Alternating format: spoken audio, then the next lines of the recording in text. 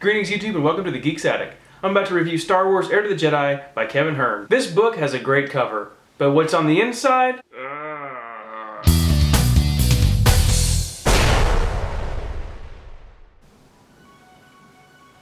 That right there is your first big mistake of the new Star Wars canon. This is the third book of the new Star Wars canon, and the first major screw-up. This book really does read like a young adult kid's story, which is okay if you're a young adult or a kid. That's fine. New York Times bestselling author Kevin Hearne tries to tell us a good story about Luke Skywalker in first person. Bad idea.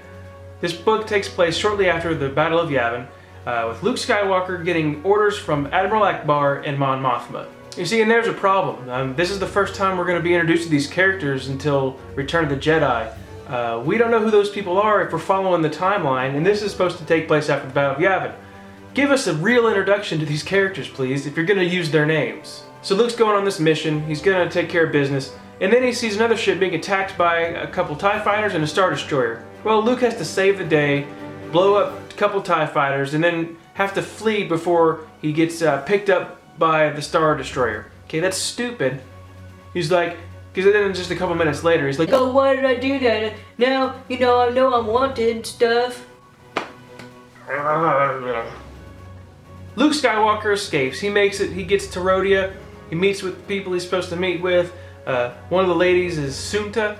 She sees his lightsaber and then she starts talking about her uncle who was a really good pilot and was a Jedi himself. And apparently this uncle was really good friends with Anakin Skywalker. Okay, what I just told you is like what happens in the first two chapters.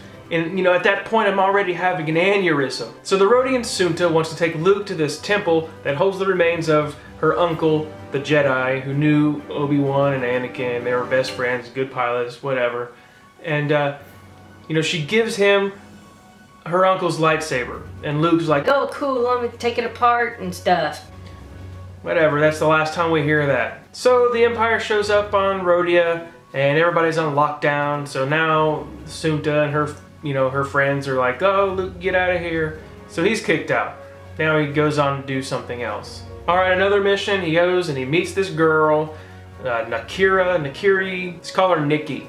The Luke romance thing, just like in Legends, just a throwaway relationship. Well, right here the book picks up. They go on this little mission, a side mission, to where they need to go to this moon to recover some data for Nakira, whatever you want to call her's dad, and take that back to him.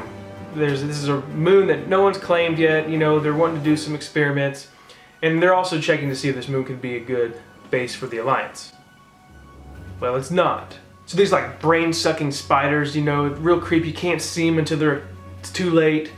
They wear these suits. You can like shock them and you can see them. Good stuff. That book was picking up, and then that part ended. Then we move on to a new mission where they have to go and recover some other alien, a Given, who is very mathematical. So there's math equations in this book. Before those equations, this Luke and Nakira, whatever, they have to meet with the contact before they pick up the Given. And they eat these noodles. This girl helps Luke move a noodle with the Force. He's like not really able to, then finally he gets the noodle to move across the table. It's a big deal. So then they find their contact, the Given. That's what the alien race is, a Given. So this Given alien, she was captured by the Empire. They're supposed to capture her back and then send her back to her family. But she's under constant watch by the Empire. The stormtroopers are everywhere, keeping a close eye on her. She's like a really good slicer. They don't really call her that in the book. That's more of a Legends term, I guess. Well, they get her out. They take her out. They save her. So they're gonna go and deliver her to her family.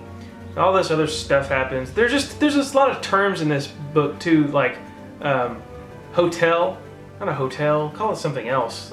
Just stick with the old-fashioned inn. We stayed at the inn. So when Luke and Nakira and the Given are like walking around certain places and they're talking out loud about being real sneaky. Oh, we can't be caught by the Empire. It's like people are around them. They've got their hoods up. Yeah, real covert there, guys. So this Given alien that they saved, her name's like Drussel or Drusel or something. I'm going to keep calling her the Given. Well, there's a couple times where she tries to teach Luke things, like she's the wise one, you know. And like, for example, she says something like Yoda's not the first one to say size matters not. And she makes him like, oh, you can lift up a spoon. More with the noodle thing. The relationship between Luke and Nakiri, whatever, they like each other, and the Given says something once to Luke like, oh, your mate, and Luke really overreacts to that term and is like, Oh, don't say that. That's weird. Blah blah blah. So as we approach the climax of this story, you kind of put the book down and you think, what did I read? Why did I read it? R2-D2 has a blaster that he uses to save Luke. A character dies. Luke, in the beginning of the story, couldn't really even move a noodle across the table. Now he's feeling beings with the Force. He can feel the life of the being. He can tell what alien that is through the Force. Heir to the Jedi was originally supposed to be part of the expanded universe before Disney bought Lucasfilm, but they had to do a lot of editing and then they released it under the new canon. I don't know why they should have skipped it. Honestly, people, don't buy this book. It sucked. It didn't have anything to offer. Nothing. Well, thanks for watching the Star Wars Heir to the Jedi book review, but before you leave, please hit that like button, subscribe so you'll be notified when I post new videos, such as the Star Wars Lords of the Sith book review by Paul S. Kemp. Go ahead and follow those social media links, we'll be friends. Comment below, let's talk Star Wars. Until next time, have a good one.